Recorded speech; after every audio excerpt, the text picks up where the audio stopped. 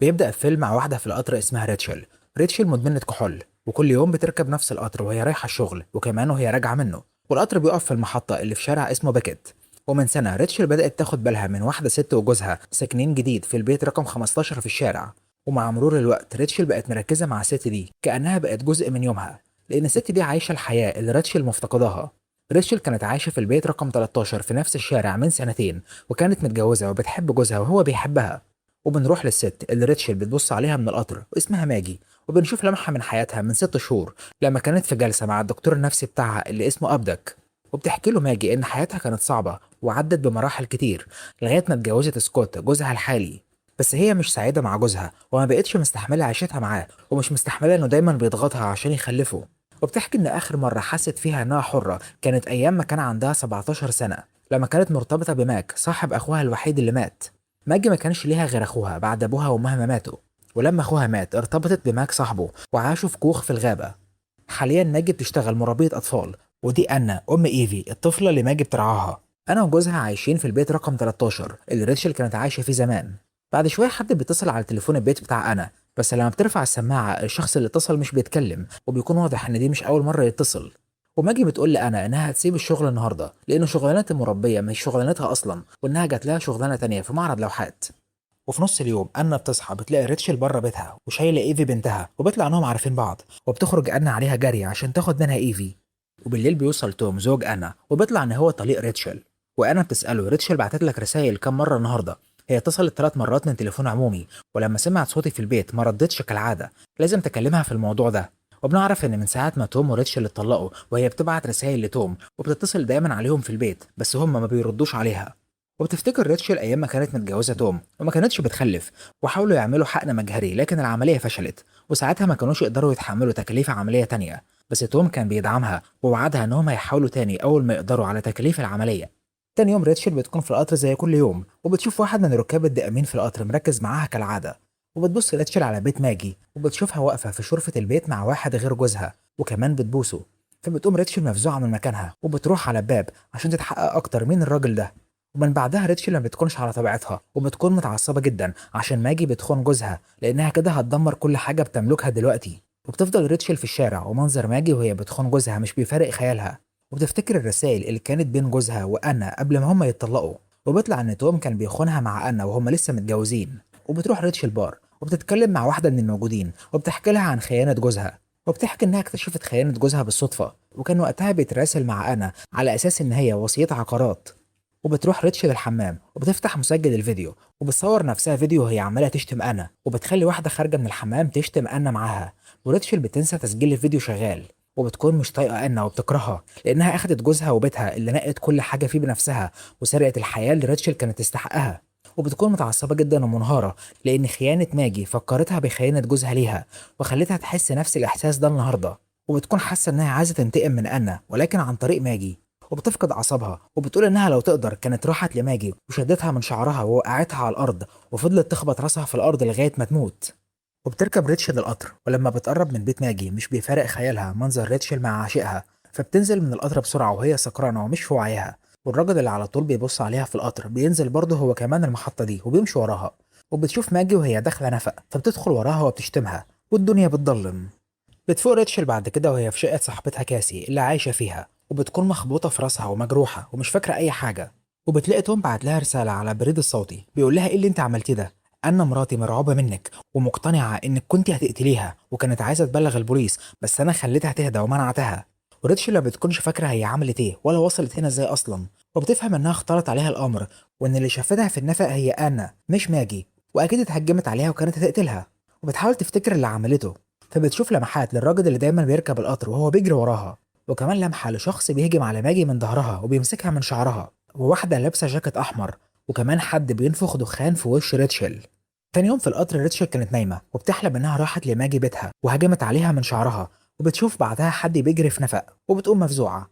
وبتقرر ريتشل إنها تبطل شرب كحوليات وبتروح جلسات دعم نفسي، وبتقوم تتكلم قدام باقي المشاركين. وبتقول انها قررت تيجي هنا لان الموضوع وصل بيها انها فاقت مش فاكره حاجه، ولقت نفسها متغرقه دم وفي جدمات على دراعها. وبتحكي انها زمان لما كانت بتفقد وعيها بسبب الشرب كان جوزها بعدها بيحكي لها المصايب اللي عملتها وهي سكرانه ومش داريه، وهي ما عادتش عايزه ده يحصل لها تاني. في نفس اليوم ده وهي راجعة في القطر بتشوف مرسى مرات مدير جوزها في شغله القديم، فريتشل بتستخبى منها عشان مرسى ما تشوفهاش، وبتفتكر آخر مرة شافتها فيها لما كانوا في حفلة في بيت مرسى وجوزها. وريتشل وقتها كانت شاربة كتير ومتعصبة واتعصبت على مرسى وكلمتها وحش ورمت طبق الأكل في الجدار. فتقوم جوزها أخدها وروحوا، وهم في الطريق كان بيحاول يهديها وقال لها إن مديره طرده من الشغل بسبب اللي حصل. بس ريتشل ما كانتش مهتمة وفضلت تزعق له إنه مش واقف معاها، وهو حاول يهديها فضربته بالقلم. وريتشل افتكرت كمان انها في مره فقدت اعصابها في البيت ومسكت مضرب الجولف وفضلت تكسر في المرايه، وتوم جوزها كان على الارض خايف منها. وبترجع ريتشل شقه كاسي صاحبتها وبتلاقي محققه اسمها رايلي مستنياها هي والمساعد بتاعها. ورايلي بتسالها كانت فين امبارح الجمعه بالليل، فبتقول ريتشل انها كانت في الشغل وهي راجعه فكرت تزور طليقها فركبت القطر وراحت المدينه اللي هو فيها، بس رجعت في كلامها. والمحققه بتعرف منها انها ركبت القطر عشان تروح لجوزها الساعه 6 مساء، ورجعت الشقه امبارح الساعه 11 مساء. فبتسالها كانت فين طول المده دي ما دامت ما راحتش تزور طليقها. وريتشل ما بتعرفش تجاوب لانها مش فاكره اصلا ايه اللي حصل امبارح لما نزلت من القطر لغايه ما لقت نفسها في الشقه.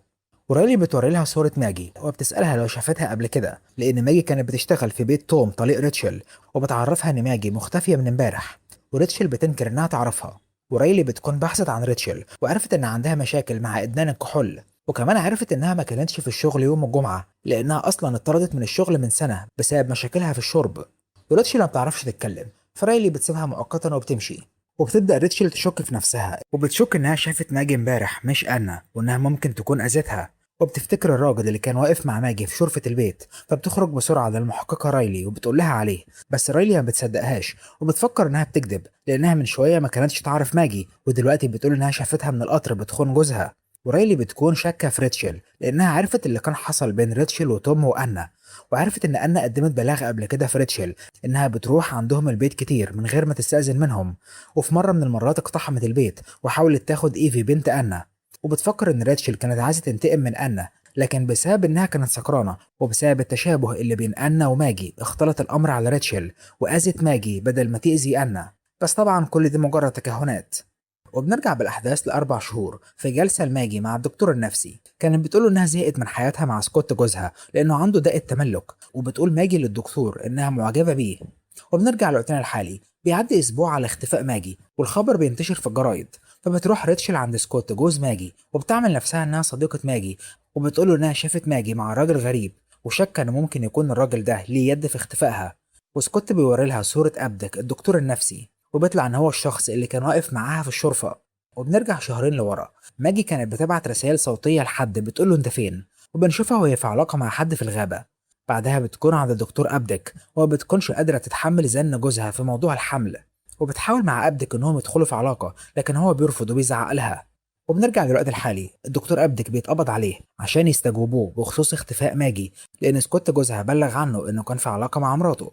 بعد كده سكوت بيبعت رسالة لريتشل عشان تقابله بسرعة لأنها كانت سابت له رقمها، ولما بتروح له بيعرفها إن أبدك أفرج عنه لأن مفيش دليل ضده. بس أبدك حكى للبوليس على المشاكل اللي ماجي كانت بتعاني منها مع سكوت جوزها وإنه متسلط ومتحكم فيها وإنها كانت مكتئبة بسببه، وحاليا سكوت بقى ضمن المشتبه فيهم. وبتخرج ريتشل من عنده وبتشوف أنا وتوم وإيفي راجعين البيت. بتفتكر لمحات يوم ما فقدت وعيها وشافت أنا بتهاجمها، وراحت لتوم قالت له مراتك ضربتني يوم الجمعة لما أغمى عليا وبعدها ركبت عربيتك ومشت. بس توم بيقول لها أنت اللي شتمتيها وهي سابتك ومشت من غير ما تعمل لك حاجة، وبيزعق لها عشان تفضل بعيدة عنهم. بعد كده بتروح ريتشل عند أبدك عشان يمكن تعرف منه أي حاجة عن علاقته بماجي، وبتروح على إنها عايزة يتعالج، وبتحاول تفتكر الحاجات اللي كانت ناسياها لما كانت بتفقد وعيها من شدة الشرب. وبتحكي إنها أدمنت الشرب لما زمان ما عرفتش تحمل وتخلف، ومن بعدها المشاكل بدأت وبقت بتفقد أعصابها كتير وده تسبب في طلاقها من جوزها. تاني يوم بتروح أنا القسم وبتبلغ المحققة ريلي عن ريتشل وبتقول لها إن ريتشل خطر وممكن يكون لها علاقة باختفاء ماجي، وبتحكي لها عن المكالمات الكتير اللي بتجيلهم منها على مدار اليوم وكمان كمية الرسائل اللي بتبعتها لتوم على مدار اليوم من رقم مش متسجل. بس ريلي ما بتاخدش الموضوع كتهديد حقيقي لأن مفيش دليل قاطع إن الرقم الغريب ده هو ريتشل، وحتى لو كده مفيش أي رسائل أو مكالمات تهديد في الموضوع. وريلي بتسألها إن كانت متأكدة أصلا إن توم مش متضايق من تواصله مع ريتشل. فبترجع أنا البيت وبتحاول تفتح اللابتوب بتاع جوزها عشان تعرف إن كان بيتواصل مع ريتشل ولا لأ، بس ما بتعرفش تخمن كلمة السر. وبالليل سكوت بيروح لريتشل عند شقة كاسي، وبتكون كاسي موجودة في الشغل وبيقول إن الصحافة حوالين بيته كله ومش عارف يهرب منهم فما لقاش مكان يروحوا غير هنا. والمحققين بيكونوا عرفوا إن ماجي اشترت اختبار حمل مع انها ما قالتش لسكوت انها حامل ولا قالت حتى انها شاكه انها حامل. وبنرجع بالاحداث لشهر ورا. وقتها ماجي راحت لدكتور أبدك بيته، وبتكون عايزه تحكي عن سر مخبياه طول حياتها، وبتوعده انه مش هيشوفها تاني. وبتعرفه انها حملت وهي عندها 17 سنه، وخلفت بنت وسمتها إليزابيث. وفي يوم كانت مرهقه فنزلت البانيو وكانت بترضع إليزابيث، بس ماجي نامت من التعب. ولما صحت من النوم لقت إليزابيث وقعت في ميه البانيو وماتت غرقانه، ودفنتها هي ومايك في الغابه، ومن بعدها ما شافتش مايك تاني. بنرجع للوقت الحالي. ريتشل كانت موجودة لسه في جلسة مع أبدك، وبتحكي له عن المرة اللي أخدت فيها إيفي. يومها بيتها القديم وحشها، فراحت تبص على البيت ولقت الباب مفتوح، فدخلت جوه وأنا كانت نايمة وإيفي موجودة في سريرها. وريتشل كانت عايزة تشيل إيفي فخرجت بيها بره في الجنينة، بس ما كانتش ناوية تاخدها ولا تأذيها. ولما أنا فاقت وشافتها، ريتشل سابت إيفي على الأرض وجريت من المكان. تاني يوم ريتشل بتشوف في الأخبار إن البوليس لقى جثة ماجي في الغابة وكانت مضروبة على راسها. وبعد كذا يوم بترجع ريتشل البيت، بتلاقي سكوت جوه الشقه مستنيها، وبيقول لها المحققه رايلي قالت لي ان الطفل اللي في بطن ماجي مش ابني ولا ابن الدكتور أبدك. وبيتعصب عليها وبيقول لها رايلي قالت لي انك ما تعرفيش ماجي وانت مش صاحبتها ولا حاجه، وحكت لي عن ادمانك للخمره وعن المشاكل اللي مسبباها لطليقك ومراته. وبيفضل يزعق لها لانها دخلته في مشاكل. ودلوقتي المحققه رايلي شاكه ان في بين ريتشل وسكوت علاقه، وان ممكن يكونوا هم قتلوا ماجي مراته عشان ما تعملهمش مشاكل. بس لحسن حظه هو كان موجود في البار يوم اختفاء ماجي وفي شهود على الكلام ده، وبيسيبها وبيمشي. وبنرجع ليوم اختفاء ماجي. وقتها كانت بتبعت لحد رسالة وبتقول له انهم لازم يتقابلوا، وبتكون ماسكة اختبار حمل في ايديها وعرفت انها حامل. وفي اليوم ده كلمت الدكتور أبدك عشان يجيلها لانها كانت منهارة بسبب الحمل وخايفة يحصل لها زي اللي حصل مع بنتها إليزابيث زمان. وأبدك حاول يهديها وحضنها. وفي نفس اللحظة كانت ريتشل معدية في القطر وما شافتهمش بوضوح، وطلع ان ماجي ما بستوش ولا حاجه، وكل الموضوع انه كان حاضنها عشان يهديها. وريتشل فكرت ان ماجي بتخون جوزها معاه. وحاليا ريتشل كانت موجوده في بار، وشافت الراجل اللي كان بيجري وراها يوم الجمعه في النفق، فراحت تقول له انت ليه بتمشي ورايا وايه اللي حصل يوم الجمعه في النفق. والراجل بيقول لها انا مش بمشي وراكي ولا حاجه، انا ساكن في المكان ده اصلا. يوم الجمعه انا نزلت من القطر وكنت ماشي عادي عشان اروح بيتي، وشفتك واقعه على الارض في النفق وحاولت اساعدك، بس انت اتعصبتي وقلتي لي امشي من قدامك. وبتروح ريتشل البيت منهارة، وفكرة إن هي قتلت ماجي ما بتفرقش خيالها. تاني يوم بتروح تركب القطر اللي متعودة تركبه، وبتلاقي مارسا موجودة في القطر. فريتشل بتعتذر لها عن المشكلة اللي حصلت بينهم زمان في آخر مرة اتقابلوا فيها، وإنها يوميها زعقت معاها. بتقول إنها كانت عايزة تتصل عليها وتعتذر لها، بس توم منعها إنها تتصل عشان الموضوع ما يكبرش، بعد ما حكى لها على اللي ريتشل عملته في الحفلة، وإن بسبب اللي هي عملته اترفد من الشغل. ولكن المفاجأة إن مارسا بتقول لها مفيش أي مشاكل حصلت يوميها، اللي حصل يومها إنك تعبتي وأنا أخدتك تستريحي جوه في البيت عندنا، وعرضت على توم إنكم تباتوا عندنا بس هو رفض. وريتشل بتبدأ تفتكر اللي حصل فعلا يوميها، وبيكون كلام مارسا فعلا صح. وبتفتكر إن يومها توم أخدها غصب عنها من بيت مارسا وهي مش قادرة تمشي، وفي الطريق اتعصب عليها لأنها على طول سكرانة، وزعق لها وسابها واقعة في الشارع وروح.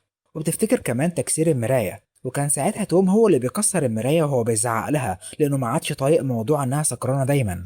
وحاليا مارسا بتقول لها إن توم اتطرد من الشغل لأنه كان بيعمل علاقة مع كل الموظفات اللي شغالين في المكان. في الوقت ده أنا كانت بتحاول تفتح اللابتوب بتاع توم بس ما بتعرفش، فبترجعه تاني للشنطة، وبتلاقي تليفون بزراير عليه رسايل من توم لواحدة ست، وبتعرف إنه بيخونها مع الست دي. بس توم بيوصل فبتخبي التليفون، وبالليل بتطلع بالتليفون بره وبتسمع تسجيل البريد الصوتي بتاع التليفون ده، وبيطلع ان ده تليفون ماجي.